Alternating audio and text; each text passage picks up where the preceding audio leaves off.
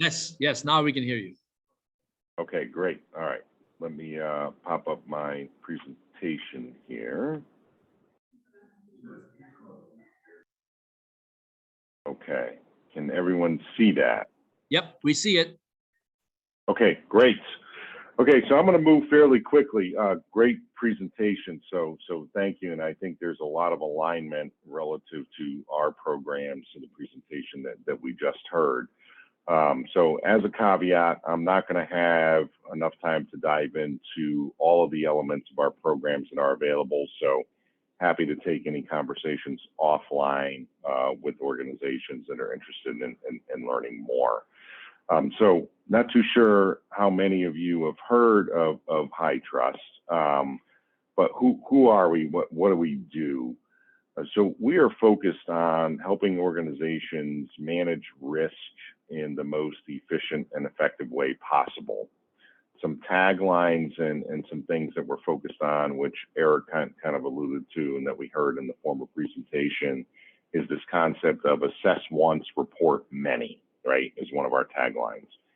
So how do you do one assessment as an organization against a standardized set of controls and requirements and pivot and produce any and all reporting that you need to produce for the relative stakeholders that are asking for reporting or assurances? When we talk about this concept of assurances, not all assurances are created equal, as we know, right? For example, I like to say hashtag kill the questionnaire. You know, a self-attested to questionnaire doesn't make any sense for anyone within the ecosystem, whether it's a relying party, if that's a regulator, if it's a customer, if it's somebody internally from a stakeholder perspective. Doesn't make any sense, right? It could be a pencil whip questionnaire. There's no level of validation associated with it. And it's very onerous on us as the organization that's having to fill out all these proprietary questionnaires. So there's got to be a better way. There's got to be a better way to do one assessment and provide assurances, not only from a security program perspective, because as we know, security doesn't necessarily equal compliance, but also from a compliance perspective as well. So we'll talk about a little bit how we design programs to help organizations do that. At the core of what we do from a resource perspective is our framework. So it is a controls-based risk management framework. And I draw that distinction because those are two separate things, right? There's a lot of risk management frameworks out there that don't necessarily have a level of prescriptive guidance in terms of how to address it and implement it. It's subject to a lot of interpretation. And as a result, you have a lack of consistency across organizations in terms of how it's being addressed. Then there's control frameworks, I think, as Anurag mentioned. You know, if you start with controls, you're doing it wrong, right? You got to start with threats, you got to start with risks, and then identify the appropriate controls to implement as an organization in order to address those threats and those risks. So what we've done is to kind of harmonize the two together, is to say we start with a risk assessment, risk management approach, and then outline or tailor what controls are relevant to an organization to meet multiple authoritative sources. In addition to that, we have a mechanism by which organizations can go through assessments, whether those are self-attested to or validated assessments or result in a certification if there's minimum necessary scores that are met from a security and privacy program maturity perspective. But there is an assessment mechanism, a QA process, et cetera, that we house as a certification body, and a number of tools to help organizations throughout that process. So I like to refer to it as the Hitrust approach, right? And I like to say it's integrated yet modular. So we have many organizations that come to us to say, you know what, I need a good source, right? So where can I go to understand what's the threat landscape? And maybe it's not just cyber, maybe it's organizational, operational, geopolitical, et cetera, et cetera.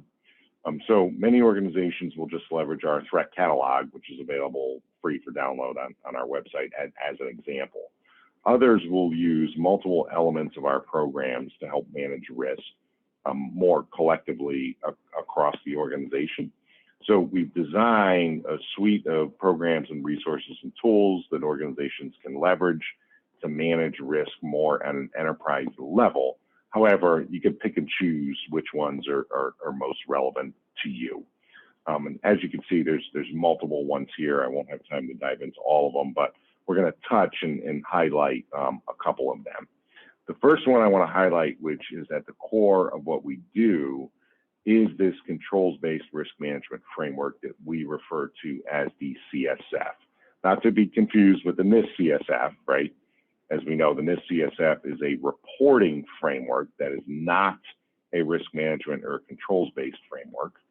That's a reporting framework. So our framework normalizes multiple authoritative sources. When I talk about authoritative sources, I put it in 3 categories. So those categories include other risk management and controls-based frameworks. For example, ISO, and multiple variations of NIST, so whether it's 853, 171, et cetera, COBIT, COSO, CIS, all of those are mapped within our framework, right? So organizations that use our framework can produce assurances over compliance with all of those standards, i.e. assess once, report many. So that's one category. Second category would be regulations. And those regulations have 3 subcategories. They could be international, for example, GDPR, or APEC, cross-border protection, et cetera, a series of others. It could be federal. Probably the most common federal one that we're familiar with is HIPAA, of course, right here in the US, because we don't have a federal privacy law, as we know. Or they could be statutory, right? So statutory would be, for example, CCPA, MA 201, Nevada encryption, South Carolina security, et cetera, et cetera. And then there's also some, what my colleague Ryan refers to as tribal related ones as well, right? So those could be, say, very specific to a particular city or province, like within Canada, for example. All of those are included within the framework. The third category would be other standards. So think PCI, FedRAMP, and a series of others that are included within the framework. And the idea is, and this is just a subset of the authoritative sources that are included within there, the idea is, how do we fix this issue of having to show compliance or assurance across multiple authoritative sources? Because it's so taxing for all of us. And I've been part of this initiative, you know, for the last, I don't know, two years, working with Eric and Carolyn, and just hearing the pain points that this community has. I'm totally sympathetic to it, because I understand all the hoops that you need to jump through and all the assurances that you need to provide. There's a better way, right? Instead of doing all of these siloed related approaches, there is a way where you can do this more efficiently and more effectively. We spend over $30 million a year as a not-for-profit organization maintaining our framework, right? So when you think about normalizing the authoritative sources, making sure that they're up to date relative to updates that happen with these authoritative sources, we take on all that cost and all that burden for our community. So I encourage you, download the framework, use the framework. We believe in making sure we are exercising that activity for our community and for our stakeholders, as opposed to you having to do it from an organizational perspective. I've highlighted some of the authoritative sources that we've talked about over the last several months, and I think are probably most relevant for this community. Not only HIPAA, but we've got an entire CMMC program. We built it 18 months ago. We sit on the board from a CMMC perspective, totally plugged in terms of what's going on from a DoD standpoint. My colleague, Ryan, federal Army officer, is connected into FedRAMP, right? Helping with discussions there from a reciprocity standpoint. So I won't spend a lot of time on this, but again, the idea is assess once, report many, right? How do you do this more efficiently, more effectively from an organizational perspective? One of the issues that we're faced with as organizations, and so I've been with Hitrust about 5 years. Prior to that, 22 years in the professional services space, most recently 15 years with PwC. I led their global healthcare data privacy and protection practice, their Hitrust practice, spent time financial services, higher ed, et cetera. So I'm very familiar with all the standards and all the different types of assessments. I've done over 800 SOC 2s in my career.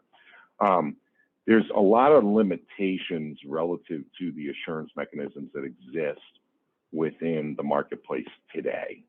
And when we look at the requirements that we think are most relevant for organizations, to me, as it relates to comprehensive coverage, transparency, et cetera, there's a lot of limitations or holes relative to some of the other standards that are in place. We have a very arms open approach. We work with everyone, right? So we work with ISO, we work with NIST, we work with CIS. We've got tremendous relationships with all those organizations. And we're trying to fill the holes that they don't cover relative to some of the requirements that organizations need and have in place as it relates to providing assurances, right? A lot of companies ask us, how do you do this? Do you have tooling? We do have a SaaS-based platform that's referred to as MyCSF. That is an enterprise risk management platform. So it helps organizations in implementing the appropriate standards and frameworks, tracking corrective action plans, executing assessments, et cetera. Won't spend a lot of time on that, but just want to, educate the community to know that we do have a platform to help you with that. Where the rubber really meets the road is our assurance portfolio. So when we think about providing assurances over security and privacy, it's not a one-size-fits-all approach.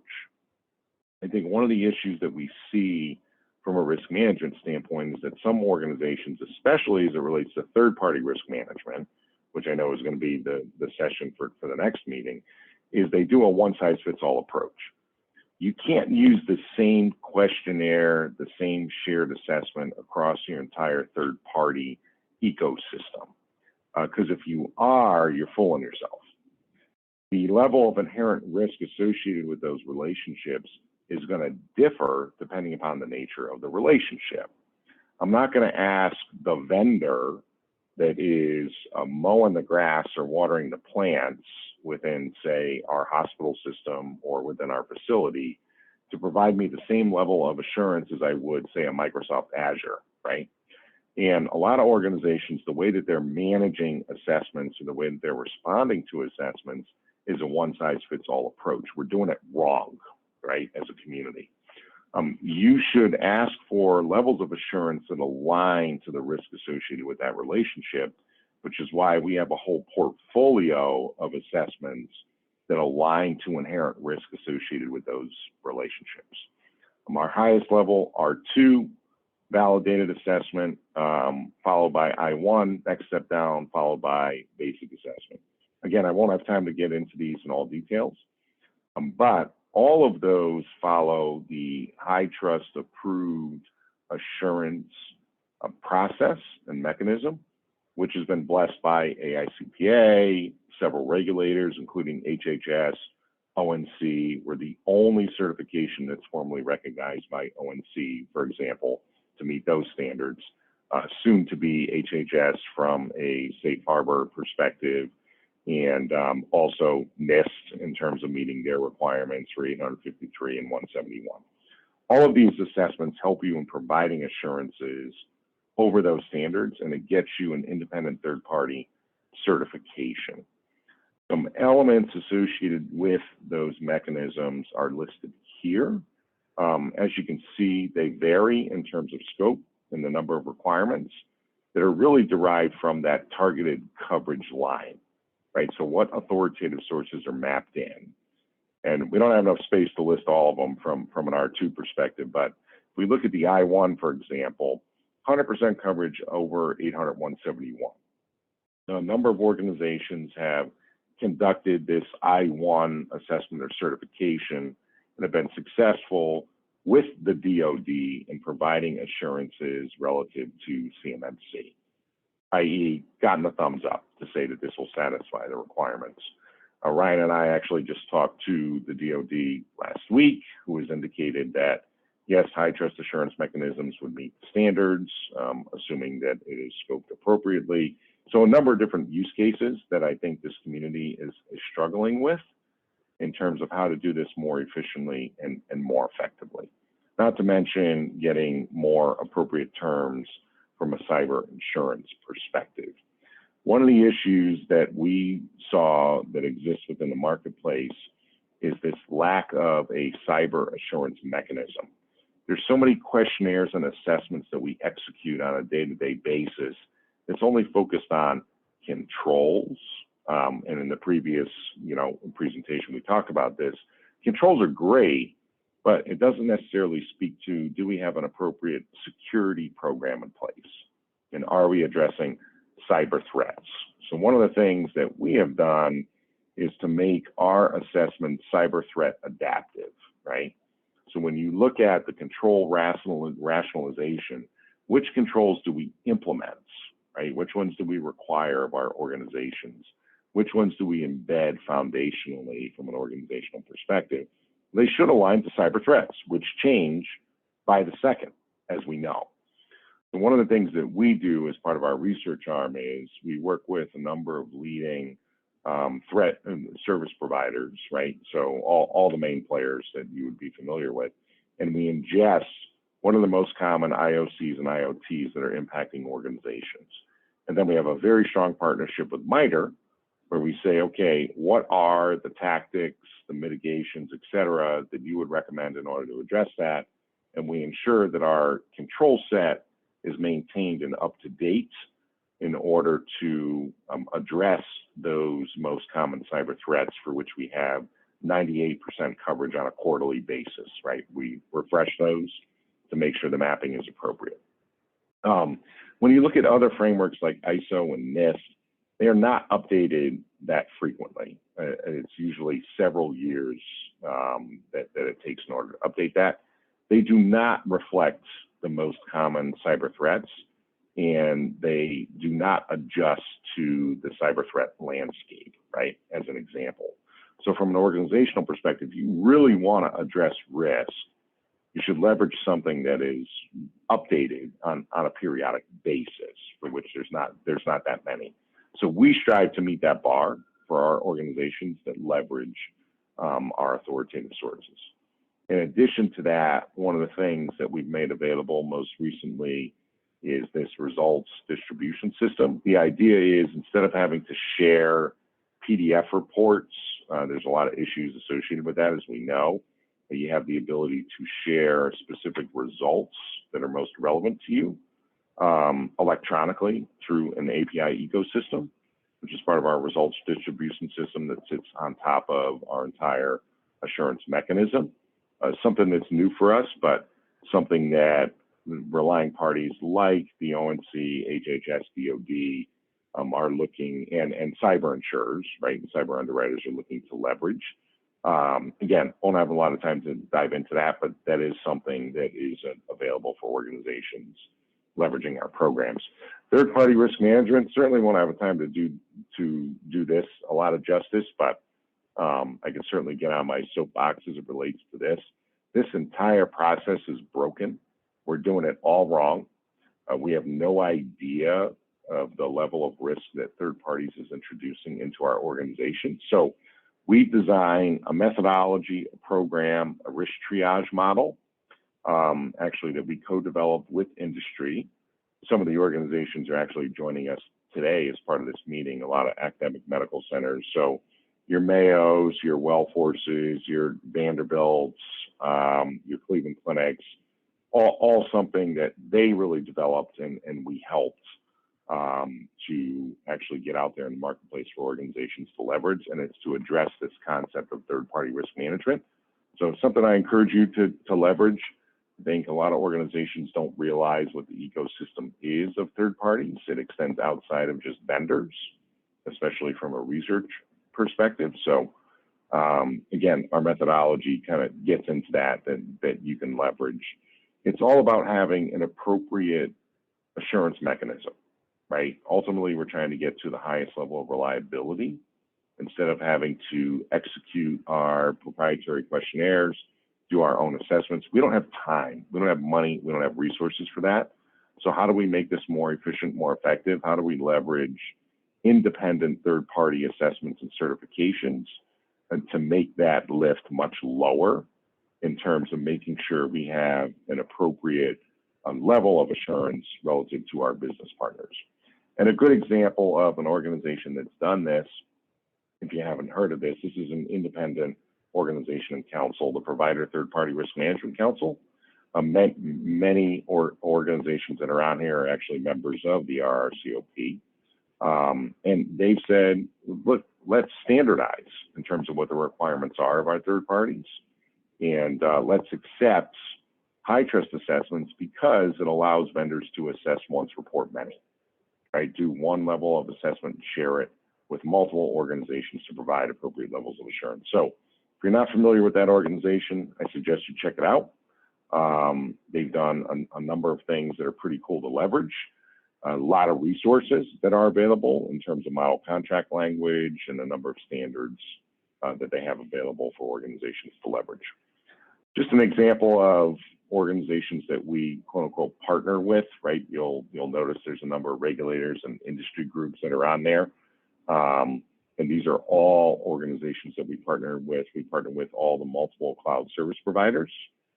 So if you're looking to provide assurances over a particular standard, we have an entire inheritance and shared responsibilities program, whereby your Microsoft Azures, your AWSs, your GCPs are all Hitrust certified. So if you need to provide assurances over a particular standard like 800-171 or CMMC, NIST 853, HIPAA, all old hat for us. You don't have to do it on your own.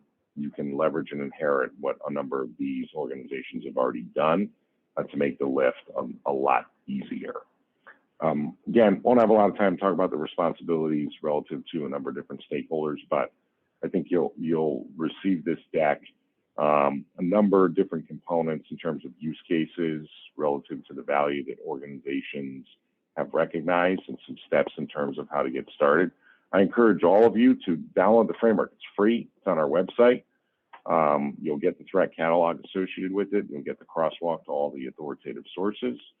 Again, we've been recognized by a number of different federal agencies, and we're here to help. We really want to lean in and provide you whatever resources that are going to be helpful in terms of templates, frameworks, guidance, all available on our website, or reach out to myself or Ryan directly. I've included a number of different resources here that I think would be relevant for you to maybe leverage and take a look at. And in addition to that, some differences relative to assurance mechanisms. Don't waste your money on SOC 2. It's not worth it. It's being commoditized within the marketplace.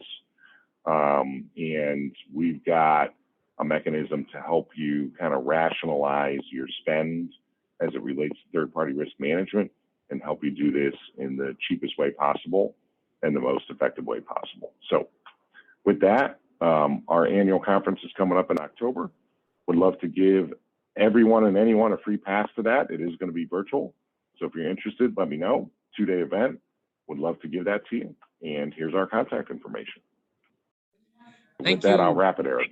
Yeah, thank you both. Just in time. There was one question in the Google Doc, but you just answered it in your previous slide. So I think we're good. Thank you for this presentation, and thank you, Anurag, for his presentation. And we're going to close this other successful webinar in our series nicely on time. Have a great day, everybody, and see you next month. See you.